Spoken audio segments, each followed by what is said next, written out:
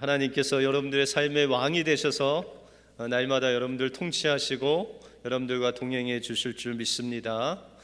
그 은혜로 승리하시는 여러분들의 삶이 되시길 바랍니다. 한 그리스도인 자매가 상점에서 새롭게 잡을 잡아서 일을 하는데, 그곳에서 그녀가 자신을 지키려면 상당한 힘과 용기가 필요했습니다. 왜냐하면 같이 일하는 사람들이 크리스찬이 아니기 때문에 너무나도 세속적이고 저속한 말과 행동을 아무렇지도 않게 구사했기 때문입니다. 처음에는 동료들의 습관에 자신도 젖어버리진 않을까 염려를 하고, 또 무의식적으로라도 크리스찬의 그 모습을 보이지 않고 내가 세속적으로 말하고 행동하지 않을까, 그런 생각 때문에 두려워했습니다.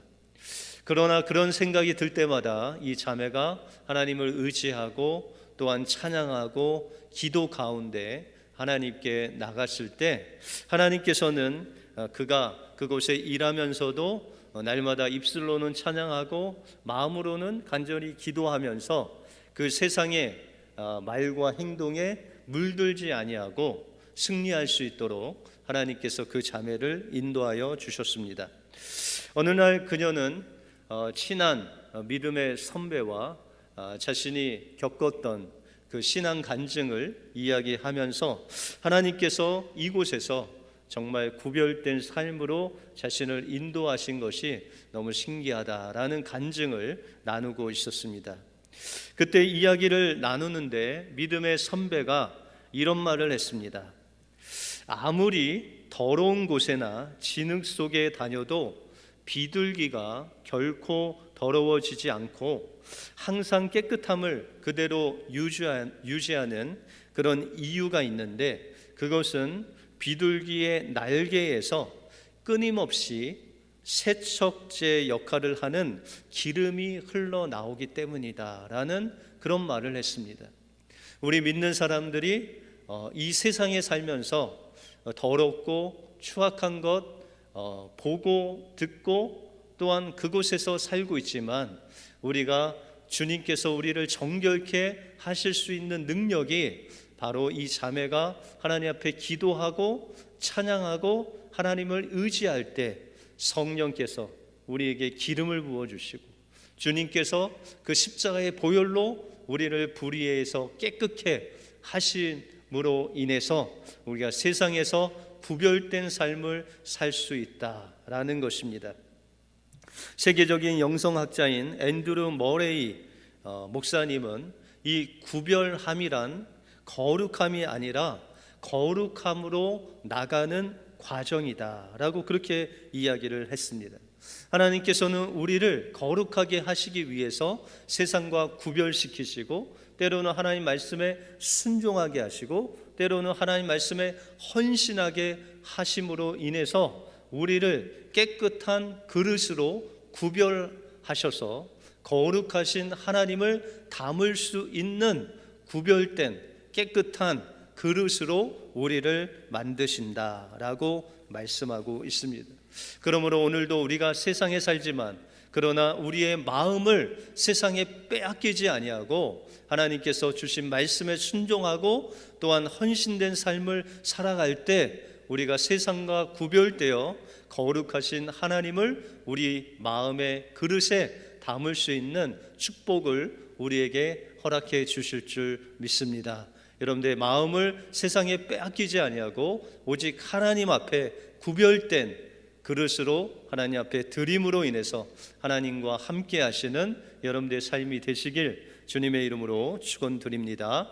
오늘 본문을 통해서 하나님을 향하여 회복되어야 할 마음이 무엇이고, 그 마음을 회복할 때 하나님께서 주시는 축복이 무엇인지 오늘 본문을 통해서 살펴보겠습니다.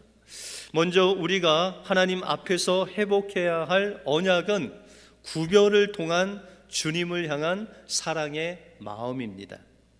이스라엘 백성들은 느헤미야서 8장 9장에 보시면 하나님의 말씀을 듣고 하나님 앞에 회개함으로 하나님께서 주시는 그 부흥의 역사를 체험하게 되었습니다.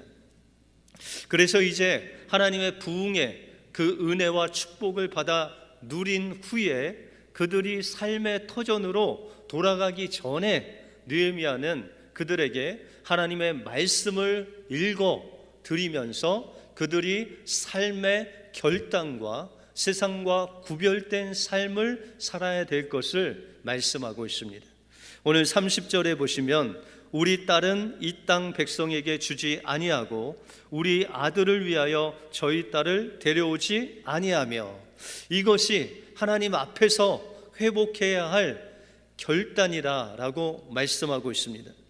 또한 이 말씀은 이스라엘 백성들이 나라가 망하게 된 이유가 바로 이 이방 여인을 또한 이방 남자를 통혼함으로 인해서 이 나라가 망했다라고 느헤미야가 말하고 있습니다. 여러분들, 이 내용은 바로 하나님께서 율법을 통해서 이방인들과 통혼하지 말라는 율법의 말씀입니다.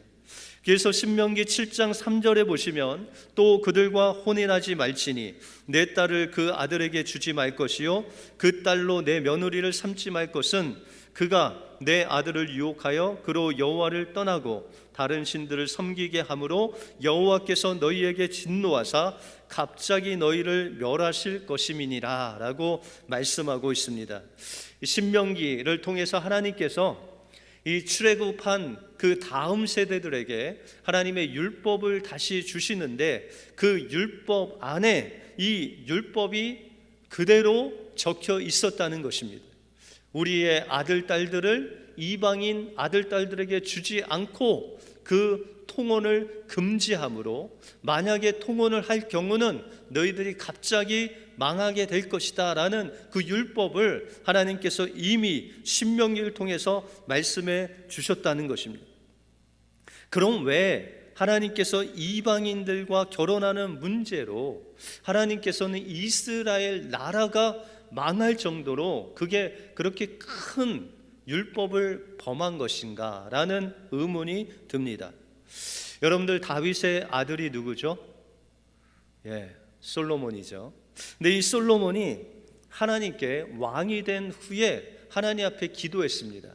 하나님, 저에게 백성들을 잘 다스릴 수 있는 지혜를 주셔서 하나님 그 지혜를 가지고 백성들의 그 연약함을 도울 수 있도록 이 부족한 왕에게 지혜를 달라고 기도합니다.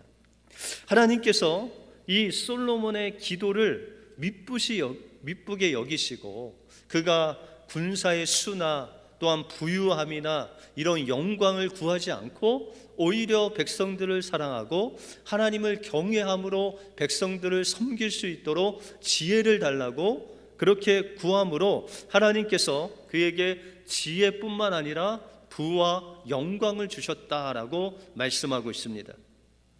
그런데 그가 처음에는 이렇게 하나님께서 주신 지혜로 백성들을 재판하고 또한 그 옳은 일을 행하는 그런 재판을 함으로써 그 명성이 이 이스라엘 주변 국가에게 퍼졌습니다.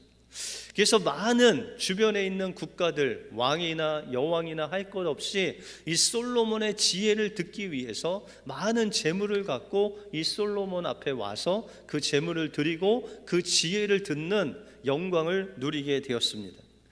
그런데 그가 이제 시간이 지나면 지날수록 그가 부강해지고 그 지혜로 얻은 그 재물들이 많으면 많을수록 그 마음을 계속해서 세상에 빼앗기게 되었습니다.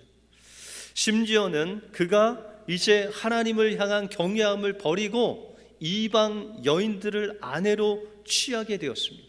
그리고 성경에 보시면 그가 저희를 연애하였다라고 말씀하고 있습니다. 이 연애라는 단어는 그의 마음을 그 이방 여인들에게 빼앗겼다는 것입니다. 다시 말해서 그 이방 여자의 그 마음과 솔로몬의 그 마음이 완전히 들러붙어서 하나가 되었다라는 것이 이 연애하였다라는 단어의 뜻입니다. 다시 말해서 하나님을 향한 그의 사랑과 또한 하나님을 향한 경외심은 완전히 잃어버리고 그 마음이 그 여인에게 또한 그 여인이 섬기는 이방 신에게 완전히 빼앗겨 버렸다라고 말씀하고 있는 것입니다. 그럼 이방인들이 섬긴 우상 숭배는 그들이 무엇을 사랑하는 것입니까? 여러분들, 가나안 땅의 대표적인 그 신이 바알 신이죠. 그 바알 신은 가나안 땅에 있는 민족들이 주로 농경 생활을 해서 그들이 먹고 사는데, 그 농경 생활에 필요한 필수적인 비를 내리는 신이 바로 바알이다라고 그렇게 이야기를 합니다. 여러분들, 애굽에서는 그들이 농사를 짓거나 목축을 할 때 그 물을 대기가 쉬웠습니다. 다시 말해서 나일강 그 물줄기에 물을 대서 그 물을 끌어오면 그냥 논이나 밭이나 푸른 초장에 그 물을 대면 그곳에서 또한 씨앗을 뿌리고 농사를 짓고 목축업을 하면 그렇게 농사가 잘 되었습니다. 그런데 이 가나안 땅은 해발이 높기 때문에 그 물을 끌어올 수 있는 그런 강이 또한 수로가 없었습니다. 그래서 그들은 땅에 씨를 뿌리고 또한 그 고랑을 갈고 나서 농사 준비를 다 하고 나서 쳐다볼 곳은 하늘밖에 없었습니다. 하늘을 쳐다보면서 비가 언제 내릴까, 이제나 저제나 내릴까 기대했다는 것입니다. 그래서 가나안 족속들은 그 비를 내리게 하는 신이 바로 바알이라고 그렇게 믿고 있었다는 것입니다. 그러나 하나님께서 이스라엘 백성들을 이 가나안 땅에 들이신 이유는 무엇이냐면, 하나님은 이스라엘 백성들이 바알을 섬기고 아세라 목상을 섬기는 그 가나안 백성들에게 이스라엘 백성들의 삶을 통해서 그들이 농사를 짓고 똑같이 그런 먹고 사는 그런 모든 문제가 바알을 통해서 공급되는 것이 아니라 우리를 풍요롭게 하시고 비를 내리시고 생명의 근원 되시는 분이 바로 여호와 하나님이심을 가나안 족속들에게 드러내기 위해서 이 이스라엘 백성들을 가나안 땅으로 인도하여 주셨다는 것입니다. 그러므로 이스라엘 백성들은 농사의 풍요로움에 매이지 아니하고 물질에 매이지 아니하고 농사의 풍요로움과 물질과 돈의 근원 되시는 그 하나님을 사랑하고 경외하면 그 모든 것들이 하나님으로부터 풍성하게 복 받는 것을 이 가나안 족속들에게 보이시기 위해서 하나님께서는 이 이스라엘 백성들을 가나안 땅으로 인도해 주셨다는 것입니다. 사람이 떡으로만 사는 것이 아니라 하나님의 입으로 나오는 그 말씀에 순종할 때 하나님께서 이스라엘 백성들을 축복하시고 생명의 근원 되셔서 그 비를 뿌려주시는 놀라우신 하나님이심을 이 세상에게 나타내기 위해서 이스라엘 백성들을 그 가나안 땅으로 인도하여 주셨다는 것입니다. 세상 사람들은 부와 명예와 권세를 의지하고 수단과 방법을 가리지 않고 자신만을 위하여 살지만, 우리 믿는 사람들은 우리의 능력 되시는 하나님의 말씀을 붙잡고 세상과 구별되어서 부와 명예와 권세를 의지하지 않고 하나님의 말씀대로 정직하고 거짓말하지 않고 또한 하나님께서 나에게 주신 것을 남에게 나눠주는 그 하나님의 살아계심을 나타내는 삶을 살아갈 때 하나님께서는 우리의 삶을 풍성한 삶으로 인도해 주신다는 것입니다. 그러므로 우리의 삶은 하나님께서 조금 주시면 조금 주시는 대로, 많이 주시면 많이 주시는 대로 하나님의 주신 것에 만족하고 감사하고 나눠주는 그런 세상에 물들지 아니하고 하나님 한 분으로만 만족하는 삶을 살아갈 때 하나님께서는 우리를 세상에 살지만 그러나 세상에 구별되어서 여러분들 한 사람 한 사람 삶을 통해서 세상 사람들이 여러분들 바라봤을 때 저 사람은 하나님과 함께 사는 하나님의 살아계심을 볼 수 있는 사람이다. 저 사람은 좀 힘들고 어려운 것 같지만 늘 그 얼굴에 미소가 있고 기쁨이 있는데 이것은 세상이 줄 수 없는 기쁨이라는 것을 깨닫게 하는 하나님의 살아계심을 세상에 나타나는 그런 구별된 삶을 살아갈 때 하나님께서 여러분들의 삶을 풍성케 하시고 세상에서 줄 수 없는 기쁨과 은혜와 그 즐거움이 넘쳐 흐를 수 있도록 생명의 풍성함으로 우리에게 인도해 주신다는 것입니다. 그러므로 우리의 마음을 세상에 빼앗기지 아니하고 세상의 그 풍요로움과 부귀와 영화에 빼앗기지 아니하고 우리의 마음을 하나님과 하나 되는 붙는 놀라운 그 사랑의 역사를 하나님 앞에 우리의 마음을 드림으로 인해서 온전히 여러분들의 삶을 하나님 앞에 구별되어 살아갈 때 하나님께서는 여러분들의 삶을 통해서 세상이 하나님의 살아계심을 체험하고 여러분들 통해서 하나님의 그 복음을 믿는 놀라운 역사가 일어날 줄 믿습니다. 이 은혜가 여러분들의 삶 속에 임하시길 주님의 이름으로 축원드립니다. 다음에 우리가 회복되어야 할 언약은 우리의 삶의 주인이 하나님이시라는 이 하나님을 향한 주권성을 회복해야 됩니다. 느헤미야는 이스라엘 백성들이 회복해야 할 것은 바로 안식일과 안식년, 또한 우리에게 처음으로 주신 것을 하나님 앞에 첫 열매를 하나님께 드리는 것을 회복해야 된다고 말씀하고 있습니다. 여러분들 31절에 보시면 혹시 이 땅 백성이 안식일에 물 하나 식물을 가져다가 팔려 할지라도 우리가 안식일이나 성일에는 사지 않겠고 제7년마다 땅을 쉬게 하고 모든 빚을 탕감하리라 하였고 라고 말씀하고 있습니다. 두 번째로 우리가 회복하여 언약의 말씀이 있는데 그것이 안식이라는 것입니다. 우리가 안식일에는 일을 하지 않습니다. 그래서 이스라엘 백성들이 광야에서 만나를 먹을 때 안식일 전날 하나님께서 2배로 주셔서 안식일 날은 만나를 거두지 않아도 그 전날 먹은 것으로 살아가게 하셨습니다. 여러분들 이 정도는 우리가 할 수 있죠.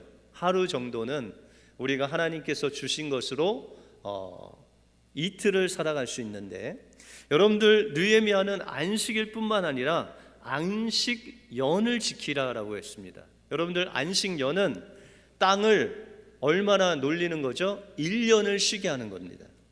그러면 여러분들 땅이 1년 쉬면 그 다음에는 어떻게 하죠? 그 다음에는 먹을 것이 있을까요? 없을까요? 그 다음에도 먹을 것이 없죠. 왜냐하면 농사를 짓지 않았기 때문에. 그래서 안식년이 지나고 그 다음에 농사를 지어서 그 해의 마지막 추수 때야 비로소 먹을 수 있습니다. 다시 말해서 안식년과 그 다음에 2년 동안은 먹을 것이 없어요. 그러면 안식년 그 전해에 하나님께서 수확을 주시는데 몇 배로 주셔야 될까요? 몇 해를 먹어야 할, 몇 해? 3년을 먹어야 할 그 곡식을 하나님이 주셔야 그 안식년을 지킬 수 있다는 거예요. 여러분들 제가 미국 땅에 한 15년 전에 왔는데 여러분들도 마찬가지지만 저도 가난한 그때 목회자라 전세금 얼마 안 되는 거 빼서 미국 땅에 왔는데 한 1년도 안 돼서 다 까먹었습니다.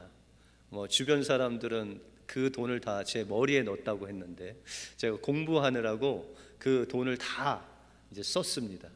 여러분들 그 전 재산 날리는데도 1년도 안 걸리는데 여러분들 3년이라는 세월을 농사 짓지 않고 살려면 얼마나 힘들겠습니까?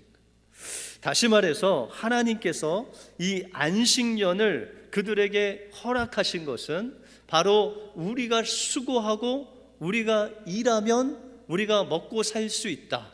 다시 말해서 우리가 먹고 사는 것은 우리가 일해서 우리의 능력으로 우리의 힘으로 살 수 있다는 나의 중심의 삶을 하나님 앞에 내려놓고 우리가 일하고 수고했지만 우리에게 먹을 것을 주시고 우리를 입혀주시고 우리를 살게 하시는 분은 바로 하나님이시다라는 것을 알려주시기 위해서 이 안식년을 허락해 주셨다는 것입니다. 여러분들 성경에도 일하지 않으면 먹지도 말라라는 말씀이 있습니다. 이와 같이 우리 생각에는 우리가 일해서 우리의 노력의 대가를 받아서 내가 나의 삶을, 나의 가족을 책임지는 삶을 살면 된다라고 생각합니다. 그런데 하나님께서 그런 생각하는 우리의 마음속에 임하실 수가 없다는 것입니다.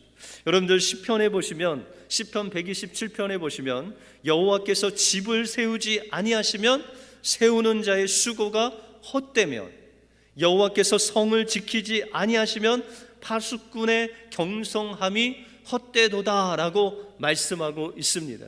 여러분들, 우리가 아무리 집을 세워도 하나님께서 그 집을 지켜주시지 아니하면 그 수고가 헛되고, 우리가 아무리 성을 지키기 위해서 파수하고 그 새벽을 깨우면서 그 성을 지킬지라도 하나님께서 그 성을 지켜주시지 아니하시면 그 지킴이 헛되다라고 말씀하고 있습니다. 여러분들, 아무리 우리가 자녀를 잘되게 하기 위해서 우리의 시간과 물질과 모든 것을 투자하고, 또한 아무리 우리 가정을 지키려고 하고, 아무리 우리의 건강을 지키려고 수많은 것을 먹고 해봐도 하나님께서 우리의 건강을 지켜주시지 아니하시면, 우리 자녀를 붙잡지 아니하시면, 우리 가정을 지켜주시지 아니하시면 그 모든 것이 헛되다라고 말씀하고 있는 것입니다. 우리의 인생의 주인은, 우리의 생명의 근원 되시는 분은 오직 하나님 한 분밖에 없음을 알려주시기 위해서 하나님께서는 안식일과 안식년을 하나님 앞에 드리라라고 말씀하고 있습니다. 그래서 우리가 고린도전서에 보시면 사도 바울이 고백하기를, 나는 심었고 아볼로는 물을 주었으되 자라게 하시는 분은 하나님이시다라고 말씀하고 있습니다. 다시 말해서 바울이 심고 복음을 전하고 그 교회를 세우고, 아볼로가 말씀을 전하고 양육하고 훈련을 했지만 그것은 자라지 않으면, 하나님께서 손대지 아니하시면 그의 수고가 모두 헛된 것으로 돌아간다는 것입니다. 아무리 우리가 수고하고 아무리 노력하고 아무리 우리의 능력으로 무엇인가 해보려고 해도 그곳에 하나님께서 함께 하시지 아니하시면 그 모든 것이 헛되다라고 말씀하고 있습니다. 그러므로 우리의 생명 주시는 그 하나님, 그 하나님께 우리의 모든 것들을 내려놓고 우리의 삶을 하나님 앞에 드릴 때, 우리의 첫 열매를 하나님 앞에 드릴 때 하나님께서 우리를 만나 주시고 우리의 인생을 책임져 주신다고 말씀하고 있습니다. 행정고시를 패스하고 제1대 통상산업부 차관을 지내시고 한국중공업 CEO를 지내면서 적자 회사를 흑자 회사로 만드는 능력을 보여줌으로써 사람들에게 존경받는 그런 박운서 장로님이라는 분이 계셨습니다. 이분이 65세에 은퇴를 하시고 편안하게 여행 다니고 골프도 치고, 또한 건강을 위해서 그 부부가 이렇게 여행을 좀 다니려고 했는데, 기도 가운데 새벽에 기도하는데 하나님께서 문득, 야, 너 필리핀으로 가라, 그 땅으로 가라 라고 하시는 거예요. 그래서 잘못 들었는지 알고, 하나님, 저는 선교의 선자도 모르고 저는 뭐 거기 가서 할 줄 아는 게 아무것도 없습니다. 하나님께서 저에게 이 물질의 축복을 주셨으니까 선교사님을 물질로 제가 후원하겠습니다 라고 그렇게 기도를 하셨대요. 그랬더니 하나님께서 장로님에게 말씀하시기를, 야, 내가 돈이 없는 줄 아냐? 그렇게 말씀하시더래요. 그래서 하나님, 도대체 65세 은퇴된 제가 할 수 있는 게 아무것도 없는데 왜 하필이면 접니까? 라고 물으셨대요. 그랬더니, 야, 너는 늙고 은퇴했고 아무것도 할 수 없는, 자격 없는 자니까 내가 너를 보내는 것이다 라고 그렇게 말씀하시더래요. 그래서 하나님의 강권적인 역사를 통해서 2005년에 필리핀으로 선교를 가기 위해서 자기가 가진 집과 재산을 다 교회에 헌납하고 그 오지에 가서 필리핀 망양족이라는 그 족속이 살고 있는 그곳에 가서 그 교회에서 5만 평을 사주어서 그곳에 이제 농사를 지으면서 선교를 하려고 했습니다. 그런데 이 장로님이 농사를 지어본 적이 없습니다. 그래서 농작물 재배법이라는 책을 막 읽으면서 농사를 수년 동안 했는데, 수년 동안 시행착오를 끝에 이제 농사가 잘 되었습니다. 그래서 2모작도 아니고 2.5모작을 하나님께서 허락하셔서 4,000가마를 쌀을 재배를 했대요. 그래서 하나님 앞에 400석을 11조를 드리고 그 3,600석을 이제 다니면서 사람들 고아를 돌보고 아이들에게 밥을 지어주고, 또한 그곳에 있는 곳에 교회를 14개나 짓고 많은 사람들에게 농사 짓는 법을 그렇게 가르쳐 주었다고 합니다. 때로는 물탱크를 설치하다가 높은 데서 떨어져서 발목이 부러지고, 때로는 그 선교를 교회를 다니다가 괴한을 만나서 목숨을 잃을 뻔도 하셨는데, 그때마다 하나님께서 붙잡아 주셔서 이 장로님이 정말 은혜 가운데 일을 할 수 있었습니다. 이렇게 10년이 지난 2015년 어느 날 이 장로님이 또한 이제 교회를 다니면서 봉사를 하려고 가는데, 그 트럭이 이동 중에 전복되면서 그 차가 절벽으로 뒹굴렀습니다. 차가 종이장처럼 구겨져서 그 장로님이 조수석에 있었는데 그분을 구조하는데 살점이 다 떨어져 나가고 하반신이 다 부러지고 피가 나는 생사가 넘나드는 의식불명의 상태가 되었다고 합니다. 그래서 이제 필리핀에서 도저히 치료할 수가 없어서 이제 서울로 호송하는 그 비행기를 타려고 하는데, 이 괴사가 너무나도 진행이 돼서 그 오른쪽 발가락 4개를, 엄지발가락 외에 4개를 다 절단해 놨습니다. 그래서 그분이 이제 의식 없이 한국에서 치료를 받는데, 그가 깨어났을 때 그의 무릎과 정강이는 철심이 박혀 있었고, 그 요도에는 평생 달고 살아야 할 도뇨관을 달고 있었습니다. 그래서 그 주변에 있는 사람들이 장로님 앞에 물었습니다. 장로님, 하나님이 야속하지 않으십니까? 그랬더니 장로님이 절대 그렇지 않습니다. 하나님은 사랑이십니다. 그러나 지금 이번에 하나님의 훈련 과목이 무엇인지 아직은 내가 잘 알 수 없지만 그 하나님의 답이 궁금합니다. 그러면서 그가 이제 그 엄청난 다친 그 몸을 이끌고 엄지발가락 하나로 자전거를 밀면서 그 힘을 기르려는 훈련을 하고, 또한 그 병원 복도를 걷기 운동을 하면서 재활 훈련을 열심히 했습니다. 여러분들, 무엇이 장로님에게 하나 남은 엄지발가락으로 그 걷는 연습을 하게 했을까요? 그 장로님은 고백하기를, 내가 만약에 65세에 은퇴하고 필리핀에 가지 않았으면 저는 정치판에 뛰어들었거나 장관 자리 하나 맡아보려고 줄을 대거나 주책을 떨었을 것입니다. 그랬다면 내가 이렇게 하나님 앞에서 누리는 이 하나님의 임재와 하나님의 은혜의 축복을 하나도 받지 못했을 것입니다. 하나님은 저를 위해 거룩한 사명에 동참하게 하실 뿐만 아니라 그분의 권능의 어깨에 매일 저를 목마를 태우시고 이 골짜 저 골짜, 심지어 사망의 음침한 골짜기를 무사하게 통과하게 저를 데리고 다니면서 그 죽어가는 심령들을 주님께로 인도하게 하셨습니다. 하나님께서 저를 부르신 것은 바로 제가 아무런 자격이 없는 자이기 때문에, 아무런 자격이 없는 자에게 하나님의 신실함을 보여주시는 그 하나님을 제가 만난 것입니다. 그러므로 제가 이렇게 사고를 당하고 어렵지만 또한 하나님께서 이 자격 없고 아무것도 할 수 없는 자를 통해서 하실 일을 기대하면서 이제 그 하나님의 말씀을 따라가기 위해서 제가 이렇게 훈련을 하고 있는 것입니다. 하나님은 사랑이십니다 라고 고백하는 것입니다. 여러분들, 우리가 회복해야 될 것은 하나님을 향한 마음입니다.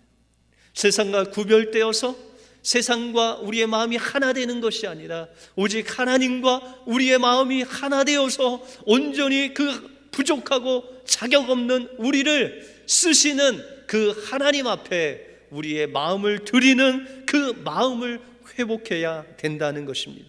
또한 우리의 삶에서 회복되어야 되는 것은 우리의 모든 인생의 그 주권이 바로 하나님께 있음을 인정하고 하나님이 우리의 주인이십니다, 하나님이 우리의 인생의 왕이십니다 라는 것을 고백하면서 나갈 때 하나님께서 여러분들의 인생을 책임져 주실 뿐만 아니라 여러분들을 매일같이 목마를 태우시고 하나님께서 이 골짜기 저 골짜기를 다니면서 하나님의 살아계심을 여러분들의 인생 속에서 세상 사람들에게 간증하라고 여러분들을 인도해 주실 줄 믿습니다. 이 은혜가 여러분들의 은혜가 되어서 여러분들의 삶이 회복되고 하나님을 만나는 놀라운 은혜를 받아 누리시는 우리 은혜교회 모든 성도님들 되시길 주님의 이름으로 축원드립니다. 기도하겠습니다.